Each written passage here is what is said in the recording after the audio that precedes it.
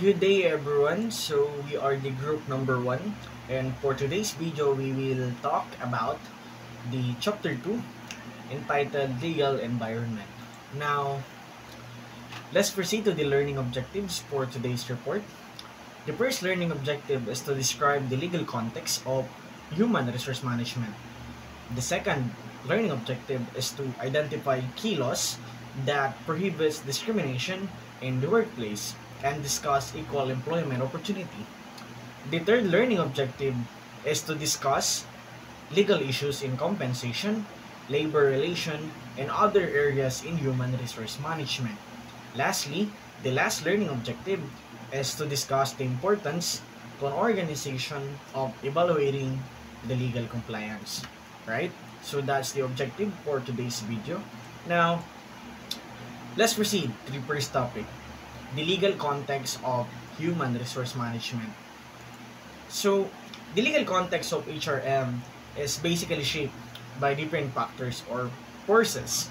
But there are three main factors that shape the legal context of HRM itself.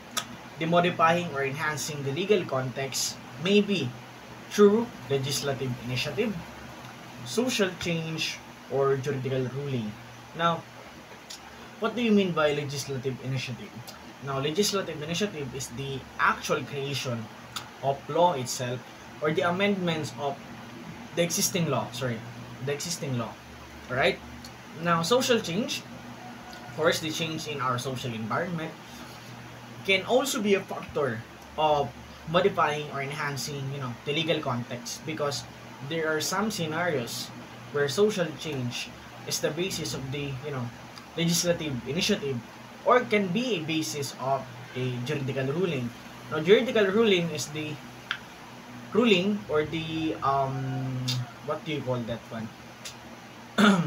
Juridical ruling, when we say juridical ruling, it is the decision of the Supreme Court. Alright, that's the right term. The decision of the Supreme Court in line with cases through HRM.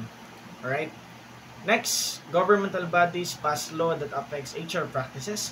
For example, the court interprets law to apply to specific circumstances and situation. Thus, the regulatory environment itself is quite complex and affect different areas within the HRM process. If I'm not mistaken, we have laws in line with equal employment opportunities.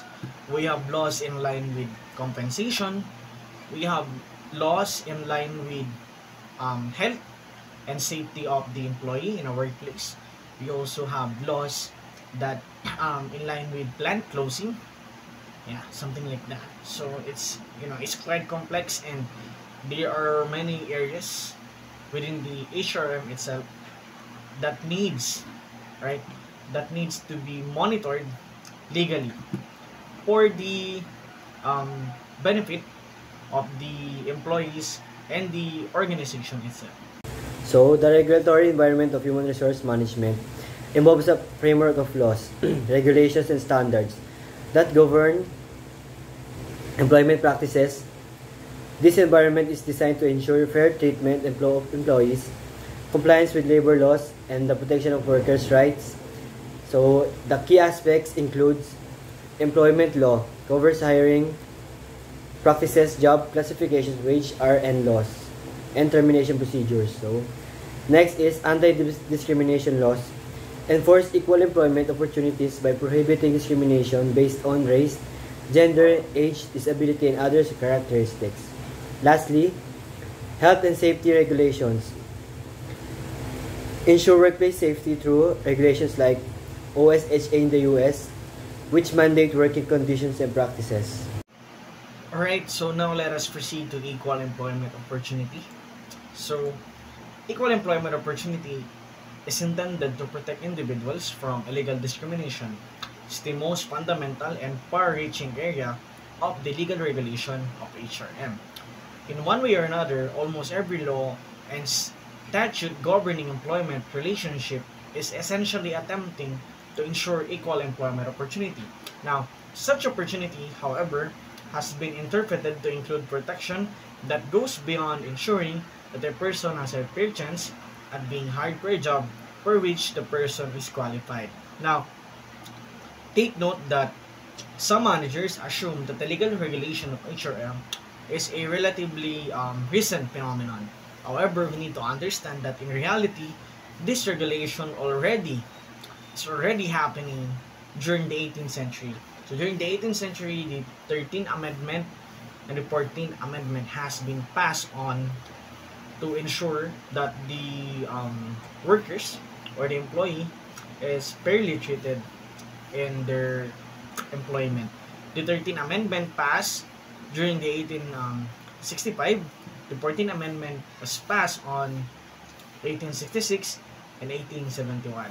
Further extended protection offered to people.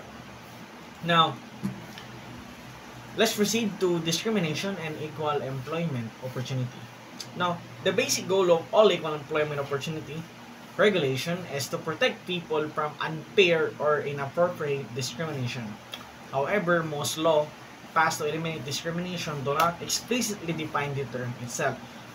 We need to understand that the word inappropriate or unfair is technically different from the word illegal, right? It is also instructive to note, as I've said earlier, that the term unfair or inappropriate discrimination is not illegal. So there's a huge difference from unfair and illegal. In the context of human resource management, unfair discrimination refers to treating employees or job applicants differently based on arbitrary or irrelevant criteria such as personal biases, personal preference, which may not always be illegal but are considered unethical and unjust or unfair. So for example, I'm the employer and I tend to choose this particular kind of person because he's my favorite, I like her. So this bias, that's my personal preference. That's why I tend to choose that girl over to other people. Now that kind of circumstances is considered unfair, of course. Now, for example, favoring one employee over another for promotion based solely on personal favoritism, just I have said, this mentioned in the PowerPoint presentation above. Alright? Now, illegal discrimination, on the other hand, involves treating individuals unfairly based on protective characteristics such as race, gender, age, religion, disability, or even the national origin of that particular person, which is prohibited by law. Right?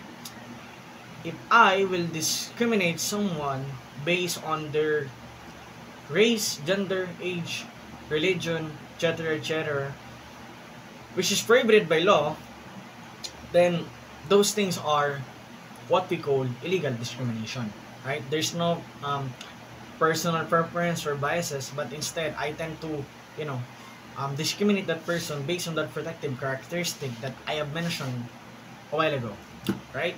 Now, this type of discrimination violates anti-discrimination law, such as the Civil Rights Act in the United States or similar legislation in other countries, and can result in legal consequences for the employer. Right? There's what we call the Title 7 of the Civil Rights Act of 1963. So there are protective classes that that protects those protective classes from discrimination. Right? We'll tackle that here. Title 7 of the Civil Rights Act of 1963. Now, this is a significant federal law in the United States of America that prohibits employment discrimination. It makes it illegal for employer to discriminate against employee or job applicant based on race, color, religion, or national origin, even the disability. Title 7 applies to employers with 15 or more employees, including federal, state, and local government. Now, according to this article provision, it only applies to employers with 15 or more employees. Now, what can we say to those employers who do not meet this minimum requirement of 15 or more employees? Now, that's why we need to understand that this is not the only law exists to protect those employee from employment discrimination. However, there are other laws which will be tackled later on that prohibits employment discrimination in disregarding the number of employees in an employer, right? Even if there's 10, 11, 9 employees, still they are protected, right? Now, the law cover all aspects of employment, including hiring, firing, promotion, wages, and other terms and conditions of employment. Title 7 also established the Equal Employment Opportunity Commission, or the EEOC, to enforce this provision and handle complaints of discrimination. Now, in essence, Title 7 aims to ensure equal employment opportunity in the workplace and protects individuals from discriminatory practices based on specific protected characteristic, not just on a personal, biases or preference. Alright? So I hope you're clear. Now let's proceed to the forms of illegal discrimination. There are actually 4 forms of illegal discrimination that I will be going to tackle. First is the disparate treatment. Right? Now, this is a form of illegal discrimination that occurs when an employer intentionally treats an employee or job applicant differently or discriminately based on a protective characteristic such as race, gender, age, or national origin, or even its disability. Alright? So, still, we need to go back to the Title 7 of the Civil Rights Act of 1963.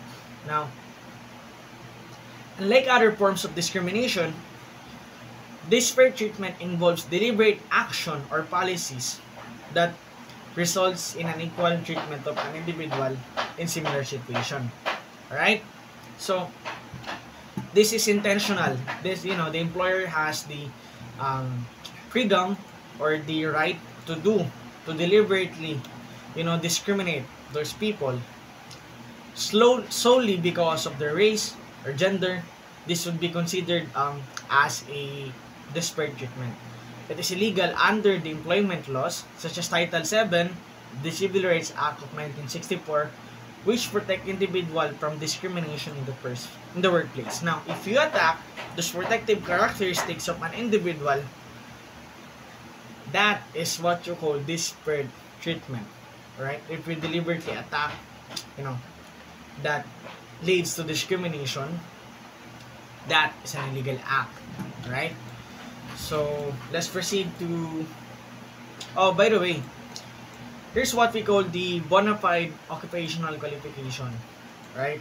Now, this is a legal concept that allows employers to hire employee or employees individuals based on specific characteristics such as gender, religion, or age, if those characteristics are essential to the job's nature or operation.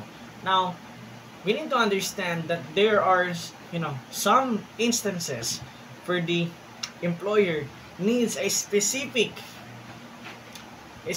characteristics of an individual or an employee in order to do that kind of work. Alright? Right, so for example, I would run a sewing company that sews bags, shoes, even clothing, right? Now, of course, I would not hire people who has a disability in their hand, right? If I want to open an institution, an Islamic institution, of course, I would not hire those people who are not an Islam. For a Christian, for example, I would not hire those people, right? Gender, of course, gender. If I need an employee that is a girl or that is a boy, then of course, I will choose that kind of employee, right? In religion, I've mentioned that, or in age, there are certain requirements for some, position in a job that requires age qualification, right? So, those things, those, circumstances are under the bona fide occupational qualification. So, that could not be considered as a form of discrimination. It is a legal concept that is exempted to the illegal discrimination. Right? So that's it. Now let's proceed to disparate impact. So just like the disparate treatment, disparate impact focuses more on policies, right? Those policies that the organization had or have are the one who limits the employment opportunity for people. Like for example, I have a policy that 50% of my you know, of the managerial position should be a girl. How about those men or a woman rather? How about those, how about those men who are also qualified, but the policy states that we only accept women? That's discrimination, all right? Unlike disparate treatment, which involved intentional discrimination, disparate impact focuses more on the consequences of the policy itself, regardless of the intent. Right? So that's the difference between disparate impact and disparate treatment. Alright, so now let's talk about the pattern or practice discrimination. Now, this type of illegal discrimination refers to a systematic and widespread practice of discrimination by an employer rather than the isolated incidents.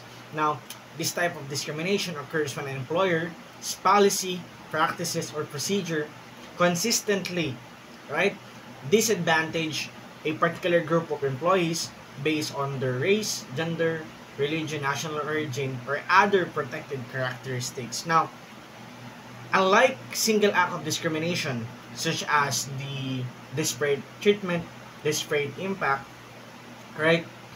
Pattern or practice discrimination involves a repeated and ongoing actions, alright, of an employer that creates a hostile or unequal work environment for a group of people or for a protected classes of, individuals. Now, proving pattern or practice discrimination usually requires showing that the discriminatory behavior is not just a one-time occurrence, but it tend to be, somehow a culture. Every day, the organization or the company tend to discriminate those people under the protective class, right? Now, this can involve statistical evidences, testimonies from multiple employees, and documentation of the discriminatory practice. Alright, now let's proceed to the last form of illegal discrimination, which is the retaliation. Now, this occurs when an employer takes adverse action against an employee because they engage in a legally protected activity. Now, this could include actions such as filing a complaint of discrimination, participating in an investigation, or opposing discriminatory practices. Now, if I am an employee that engaged or participated in that kind of activity, such as filing a complaint of discrimination or opposing discriminatory practices by an employer, now retaliation can take many forms, such as termination, demotion, reduced hours, or other negative changes in employment condition. Now, because of my action to participate in a legally protected activity, then my employer terminates me, demotes me, or reduce the hours, or other negative changes in my employment condition, then that is what you call retaliation. Now, retaliation is illegal because it undermines the protection provided by law designed to ensure fair treatment in the workplace. Now, if employees are afraid of being punished for reporting wrongdoing, they may not come forward, which allows discrimination and other illegal practices to continue unchecked. Now, laws like Title VII of the Civil Rights Act explicitly prohibit retaliation to protect employees and encourage them to assert their rights without fear. So that's the last form of illegal discrimination. Now, let's proceed to the protected classes and the workforce. Now, when we say protected class, this refers to a specific group of people who are legally protected from discrimination in the workplace based on certain characteristics. Those are characteristics that I mentioned a while ago. like your race, color, religion, national origin, something like that. Now, these characteristics are often defined by laws and regulations such as the Title VII of the Civil Rights Act of 1964 in the United States. Now, these are group of people who are shielded by law from being discriminated against in employment practices, including hiring, promotion, job assignment, termination, compensation, and other aspects of employment. Now, what are the examples of these protected classes? Example of these protected classes are race, color, religion, national origin, age, disability, genetic information, etc., etc. Right? Now, these protected classes are, protected by the law itself for them to ensure that they can experience a fair and equal employment opportunity.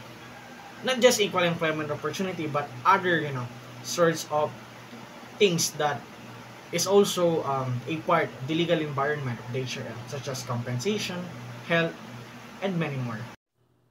Affirmative action is the action where it promotes diversity, it promotes the reverse action of any kinds of racism, any kinds of inequality in history, race, and etc. etc. That's how simple it is. While the reverse discrimination, it is to reverse the discrimination by taking action in it, by promoting anti-racism, by promoting such judges or judgment. I'm sorry for the term, I just made that up. So yun nga, sexual harassment at work. Many of the girls, even the boys, okay, experience this sexual harassment by the means of harassing a person sexually. Okay, sexual harassment in the law means harassing any private parts of the person or any parts that the person don't want you to touch or you don't have a permission to touch it. That's our thing. So basically, sexual harassment, maraming, let's say, almost more than 50% ay nakakaranas ng sexual harassment. So, sexual harassment at work is really existent, is really big, is really critical, is really almost invisible to the law. Kasi nga, natatakot yung mga ibang babae, but still, it does exist. Kasama yung sexual harassment at work sa topic. So, kasunod to siya ng affirmative action and reverse discrimination. Okay? So, first, affirmative, second, reverse, and this is the second part. Equal employment opportunity, what does this means? So, ibig sabihin nun is pantay-pantay lahat. By the word itself, equal, kahit anong race, kahit anong age, or kahit na anong characteristic, anong features, or kahit sabihin natin, let's say, grading system, or etc. Kahit mababa yung skill, equal employment, it means kahit ano pa yan, as long as the person is interested in the job, it should be fairly treated. Because some of the jobs find college degree, some find master's, some find almost impossible for a regular person who has no money. Okay? Maraming mga requirements, maraming kung ano-ano, and almost, I'm not discriminating the company, I'm not discriminating the jobs, I'm not discriminating anything here. It's just the fact that in our current society, in our current community, it is actually existent and almost inevitable. So I could say that it should be fairly equal to all of us. That's what it says, okay? This has its own definition, but since it's academic, ito yung academic definition niya, and I want to give you more details. Thank you. Right, now let us proceed to laws related to human resource management. The Lilly Ledbetter Pay Act of 2009 is a U.S. law aimed at addressing wage discrimination, named after Lilly Ledbetter, who faced pay disparity at her workplace. The act extends the period during which employees can file claims for pay discrimination.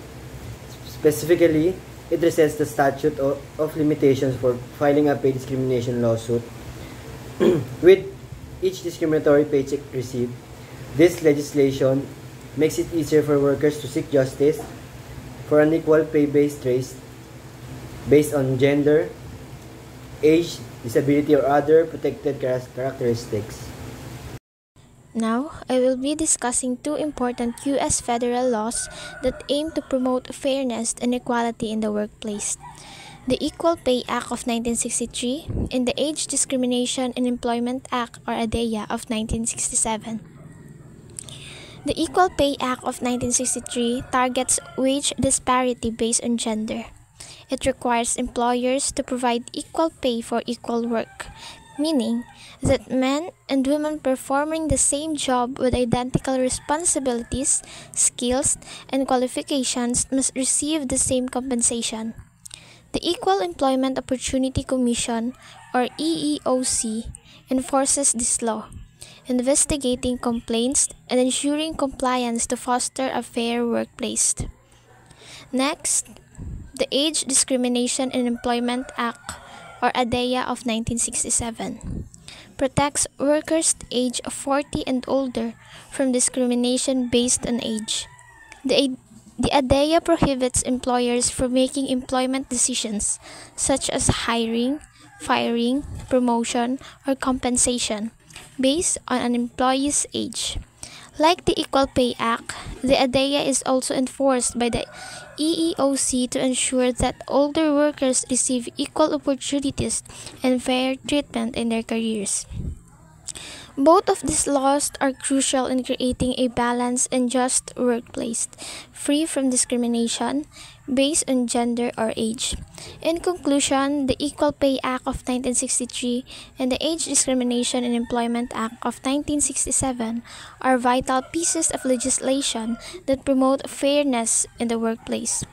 By addressing wage inequality and protecting older workers from age-based discrimination, these laws help ensure that all employees are treated equitably, regardless of gender or age, fostering a more just and inclusive work environment. The Pregnancy Discrimination Act of 1979. As its name suggests, the Pregnancy Discrimination Act of 1979 was passed to protect pregnant women from discrimination in the workplace. The law ensures that pregnant women are treated like any other employee, protecting them from job refusal, termination, or discrimination due to pregnancy or abortion. They also cannot be forced to leave if they are physically able to work.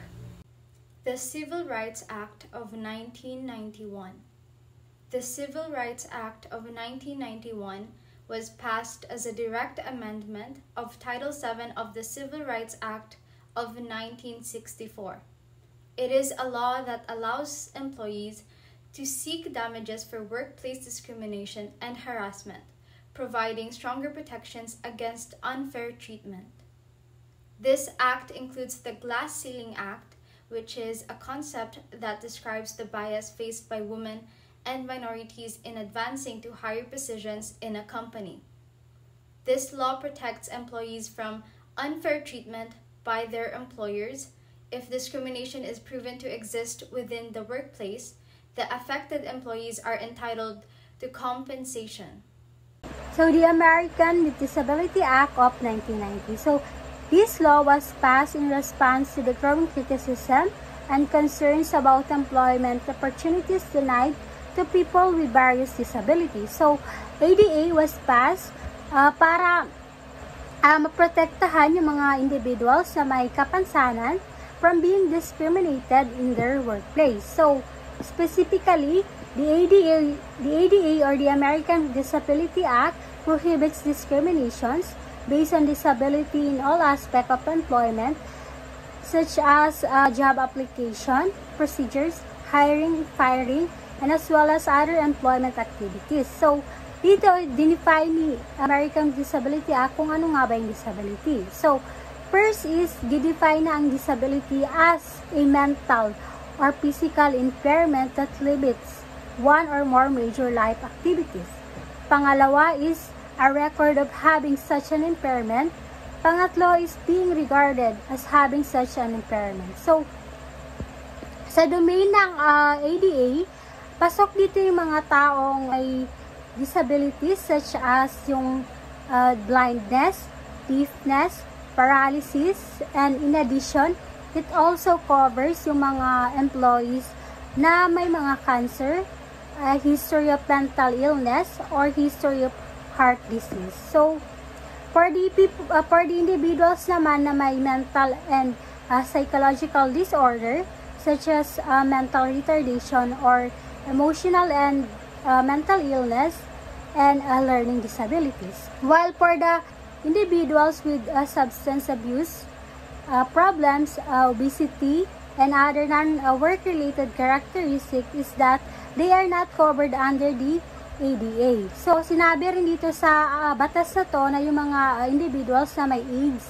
and HIV is they are considered as disabled or disability under the ADA. So, yung mga employers that nag-employ ng mga nag-hire ng mga people is they are not legally required to have an HIV test or any other medical examinations as a condition for making an offer of employment. So, next is nung September 2008, President Bush signed into law the new American with Disability Amendment Act or the ADAA. So, the new guidelines, yung bagong batas na to is gibroaden niya pa yung definition ng disability of the ADA. So, kung nung una is hindi kasali dito yung tawag dito yung HIV and AIDS, dito sa bagong Amendment Act na to is it includes a list of presumptive disability that will always meet the definition of disability under the new Amendment Act. So, it includes blindness, deafness, cancer, multiple sclerosis, limb loss, and HIV and AIDS. Also, under sa new guidelines na to, person will be regarded as having a disability if they can show that they have been discriminated against because of real or perceived disability. So, next is the Family Medical Leave Act of 1993. So, itong batas na to is napasa siya in part to remedy the weakness in the Pregnancy Discrimination Act of 1979. So, itong FMLA is ginamandate niya yung mga employees na may more than 50 employees to provide 12 weeks of unpaid leave for a certain family and medical reason. So, it includes yung after the birth or adoption of a child. Pangalawa is to care for a seriously ill child, spouse, or a parent. Pangatlo is if yung employee mismo is nagkasakit. Itong batas na to is gina-require niya yung mga organization na to pay the healthcare coverage of the employee during the leave. Pero yung batas na to is parang may limitation siya because it does not, hindi siya applicable sa mga employee na hindi nakapag-work ng average of 25 hours a week in the previous 12 months. So, itong FMLA or the Family Medical Leave Act of 1993 was amended in 2009 with the passage of the Supporting Military Families Act, which mandate emergency leave for all covered active duty members.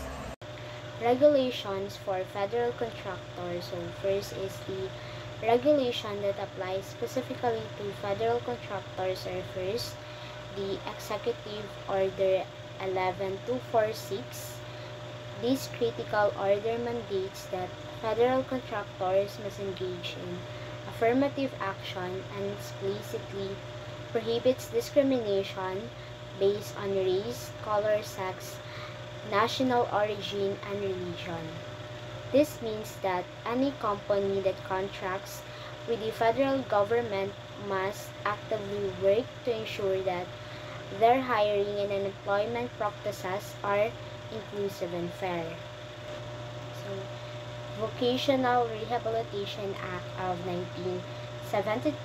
So, this act takes the inclusivity mandate a step for further by requiring federal contractors to practice affirmative action concerning individuals with disabilities.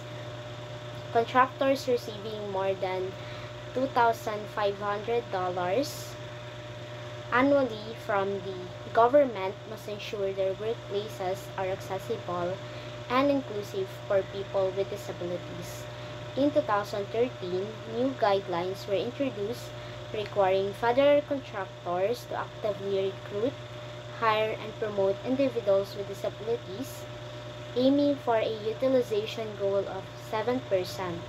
This amendment emphasizes the importance of workplace diversity and the inclusion of individuals with varying abilities. So next is the discrimination on the basis of sexual orientation. Sexual orientation discrimination occurs when someone is treated differently based on their real or perceived sexual orientation, whether they identify as gay, lesbian, bisexual, or heterosexual. Currently, there is no explicit federal law that prohibits the discrimination based on sexual orientation for the general public. However, federal employees are protected under specific regulations. Despite the lack of federal legislation, many states have taken this matter, which are states such as California, Colorado, Connecticut, and others have enacted laws that prohibits discrimination based on sexual orientation in both public and private sector jobs. This reflects the diversity and legal approaches across the U.S. and underscores the ongoing legal debates around LGBTQ plus rights. So next is the Defense of Marriage Act, or DOMA, and same-sex marriage. So DOMA was a federal law that defined marriage as the union between one man and one woman, effectively restricting federal benefits for same-sex couples. This act represented a significant barrier to marriage equality at the federal level. So the turning point came in 2015 with the Supreme Court's decision in Obergefell versus Hodge. The court ruled that it was unconstitutional for states to ban or refuse to recognize same-sex marriages, thereby legalizing same-sex marriage nationwide. This ruling was a landmark moment for LGBTQ rights, ensuring that same-sex couples could enjoy the same legal recognition and benefits as heterosexual couples. So this progression from DOMA to the Obergefell ruling reflects a significant shift in societal and legal attitudes towards same-sex marriage in the U.S. So now let us discuss the enforcing of Equal Employment Opportunity Commission. Now, the Equal Employment Opportunity Commission, or the EEOC, is responsible for enforcing equal opportunity legislation. It was basically created by the Title VII of the 1964 Civil Rights Act and has three major functions. So the first function of the EEOC is to investigate and resolve complaints about discrimination. Next is to gather information about employment patterns and trends. And the last major function is to issue information about new employment guidelines. So basically, if an economy needs a central bank to create a monetary policy, to resolve things in regards with money. Now, in terms of human resource management, in line with trends, discrimination, employment guidelines, right? Here is EEOC. Then sa EEOC, hindi lang siya ordinary na hawak ng dalawang agencies, kundi meron siyang significant primary functions at ito na yung investigating and resolving complaints regarding alleged discrimination. Pangalawa is gathering information about employment patterns and trends in business. Lastly is issuing information about the new employment guidelines as they become relevant. So, itong mga tatlong functions ng EEOC ay nagagamit kung meron man darating na iba't ibang challenges na dapat nilang ma-resolve. But nakadepende din ito sa iba't ibang klaseng sitwasyon. Like for example, merong complaint yung individual na kung saan na feel niya na nadidiscriminate na siya pagdating sa kanyang mga decision, pati na rin kung paano siya ma-promote sa workplace, kung sakali kung ito man ay baga permanent na siya sa work, ganun. So, ang tanging magiging function lamang nila dito is yung number 1, which is investigating and resolving complaints regarding discrimination. So, kung akong tatanungin if magamit yung batas na yun is mare-resolve na yung kaso ng compliant. Yun. The next topic is the Executive Order 114708. Ito naman yung batas na nag-utos sa federal government na ipagbawal ang diskriminasyon pagdating sa kulay, kasarian, relihiyon, saan mang bansang nanggaling, anong lahi ng individual na yon, at maging sa decision sa pag-alok or pag-apply sa trabaho at promosyon ng isang individual or empleyadong yon. At ang objective mismo ng executive order na ito ay ma-ensure ang equal opportunity sa trabaho sa loob ng federal government regardless of an individual's background. Now, let's proceed to the other areas of human resource regulation. So, the previous, topics about the law in regards with HRM focuses mainly on equal employment opportunity. So, most employment regulation aims to provide equal employment opportunity. However, there are, other issues that needs to be addressed in line with human resource management. So some legislations goes beyond equal opportunity and deals with other issues such as compensation, labor union, health, safety and health of the employee, the plant closing, the privacy at work, etc., etc. So there are a lot, right? There are a lot of other laws that needed to be considered aside from equal employment opportunity, right? So let's, it will be discussed by the next reporter. So that's all. So after we discuss about the other legal acts for the workers, let's move on to our next topic or our next discussion, which is the legal perspective on compensation and benefits for the workers that's established by the United States. This legislation deals in the HRM environment such as the minimum wage, overtime pay, and the obligation of the employers to provide benefits for the workers or the employees. The first act is FLSA, also known as Fair Labor Standard Act. So in 1938, United States established this act, and this act was all about the minimum hourly wage for the jobs.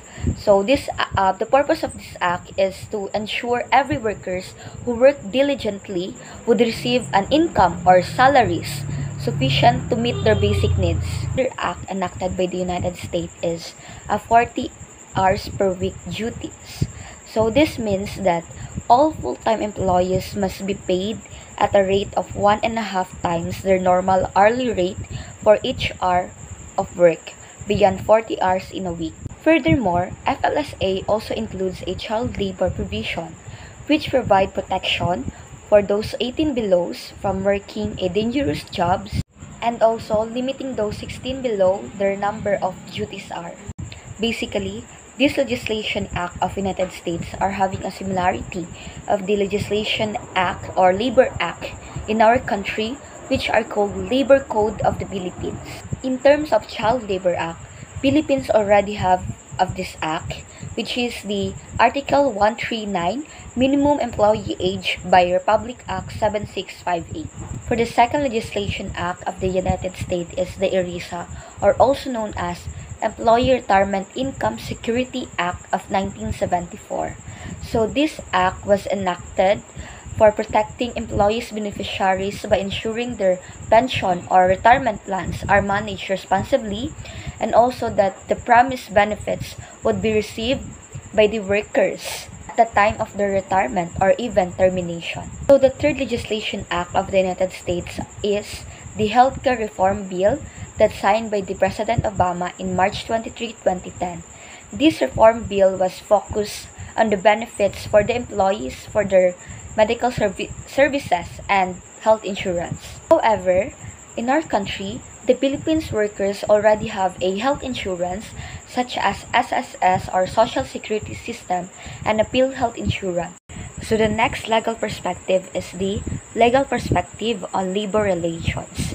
So this labor relation is to provide a comprehensive understanding of the legal framework governing labor unions, their formation, and the rights and responsibilities of both unions and organizations. So what is labor union? Labor union is an organized group of workers who come together to protect or to fight for their rights as a workers, and also to promote or protect their collective rights such as their wages, working condition, salaries, benefits, and other employment-related matters. They also organize a strike or other forms of protest to achieve their goals. There are 4 enacted laws regarding these labor relations. So the first Labor Relation Act is the National Labor Relations Act or a Warner Act of 1935. It established to create a balance of power between organization and labor unions. Second is the Labor Management Relations Act, also known as the Taft-Hartley Act of 1945. This act amended the Wagner Act to address perceived imbalances in favor of labor unions. So third is the Landrum-Griffin Act of 1959. So this is for the regulated union activities and internal affairs. It also established financial reporting requirements for unions. Lastly, the Employee Free Choice Act, also known as Union Relief Act. It is proposed legislation aimed at strengthening labor unions and also passed by the House of Representatives in 2009 but defeated in the Senate. So now we proceed to the employee safety and health. Employee safety and health are key priorities in organizations, with the Occupational Safety and Health Act of 1970 or OSHA playing a crucial role. So employees or the human resource are the lifeblood of an organization or a business. Therefore, we need to keep them safe and healthy. Occupational Safety and Health Act OSHA authorizes the federal government to establish and enforce safety standards for workplaces affecting interstate commerce. OSHA's main goal is to provide a hazard-free work environment for all employees. Violators face fines, with recent legislation increasing fines by up to 50% to align with current costs. So, OSHA, or the Occupational Safety and Health Act, is established by the federal government to enforce a state safety standards for the workplace. The main goal of OSHA is to provide a hazard-free work environment for all employees, including government or non-government employees. The violators face fines, with recent legislation increasing fines by up to 50% to align with current costs. So now we proceed to the drugs on workplace.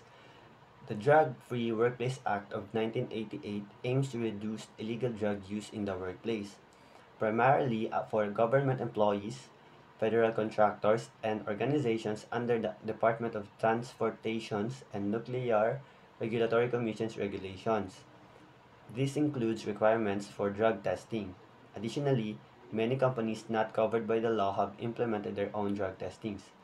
So this Drug-Free Workplace Act of 1988 is established to reduce the illegal drug use in the workplace, especially those who are employees in government employees and federal contractors.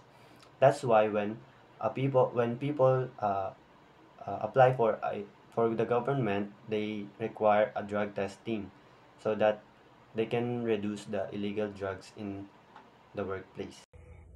Plant closing and employees' right.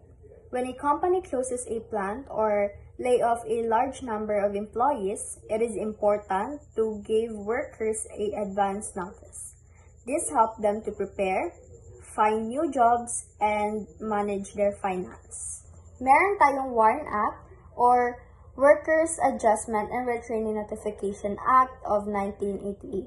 This law is designed to give employees time to prepare for job loss, seek new employments, and access retraining opportunities. Dito mabibigay ang mga employers na sa 100 or more employees ng at least 60 days or 2 months na ipaalam sa kanila na magko-close na ang planta or magtatanggal sila ng mga empleyado ng 50 or more than. Next is privacy issue at work. It helps to ensure legal compliance and protect employees' personal data. When employees know their information is secure and their privacy is respected, they are more likely to trust their employer and stay engaged in their work. Dito meron tayong 3 laws. First is Privacy Act of 1974. It applies directly federal employees only, but it has served as the impetus or force to change for several state laws. This law helps protect employees from improper using of their information and promote transparency in how personal data is managed by the government. It makes sure that people can see and fix any errors in their personal data held by federal agency, which help build trust and accountability. Second is GINA, Genetic Information Non-Discrimination Act. GINA helps to create a fairer and more equitable work environment. This law is important because it prevents employers from using genetic information to make decisions about hiring, promotions, or job assignments. It also protects employees from discrimination based on their genetic predisposition to certain health conditions, by ensuring that genetic information cannot be used against employees. And the last one is Patriot Act, enhance the government's ability to investigate and prevent terrorism, which can indirectly affect the workplace security and safety. It allows for increased surveillance and information sharing among agencies, which can help to protect employees and businesses from potential threats. Now let's proceed to the last and final topic of the chapter 2, which is evaluating legal compliance. Right? So it is critically important that the organization complies with the laws and regulation that governs HR and practice. Of course, this is significant so that the organization itself cannot commit a legal accountability in line with the HR and practices. Now, the assurance of compliance can best be done through a 3-step process. Now, the first step is to ensure that managers clearly understands the laws that govern every aspect of HRM. This is very crucial. As a manager, you should understand the laws that governs the aspect of human resource management to ensure that you know what is the right thing to do, what is the proper thing to do, right? Now, in other words, all managers must understand and be intimately familiar with the various laws that restrict and governs their behavior and their employee in order for them to know their limitations, what should be the proper thing to do, what is the right thing to do, and what is the proper actions, right, that needs to be done in order to address different issues in line with human resource management. Now, the second step Managers should rely on their own legal and HR staff to answer questions and review procedures periodically. This is, this is practically important to rely on their own legal and HR staff, because those legal and HR staff are, are the ones who knows what exactly happening inside the organization, right? So they know what to do, they know how to assess things, rather than, relying someone outside the organization itself, because there could be some confusions or conflict in regards with certain issues that need to be addressed. Lastly, the third step is organization may also find it useful to engage occasionally in external legal audits of their HR and procedure. This audit may involve contracting with an outside law firm to review the organization's HRM system and practices to ensure that they comply with all appropriate laws and regulations. In my perspective, the organization has their own legal staff, right? But it is stated here that the organization may also find it useful. I mean, it's not that bad to engage occasionally, right? When we say occasionally, sometimes, in external legal audits of their HRM procedure, it's not bad. It's like more on, aside from your own legal and HR staff to answer questions, there should be, another source of information or idea that could also help the organization address those issues, and that is through an external legal audits. All right. This audit may involve contracting with an outside law firm, right? That is stated here in our reference. So these things are practically important to ensure that the organization itself are complying to its legal responsibility and its legal obligation, to ensure that the employees are well treated and doesn't experience any discrimination inside the organization. So that concludes our overall report when it comes to legal environment. So I hope you have learned something from our report. Thank you so much for listening.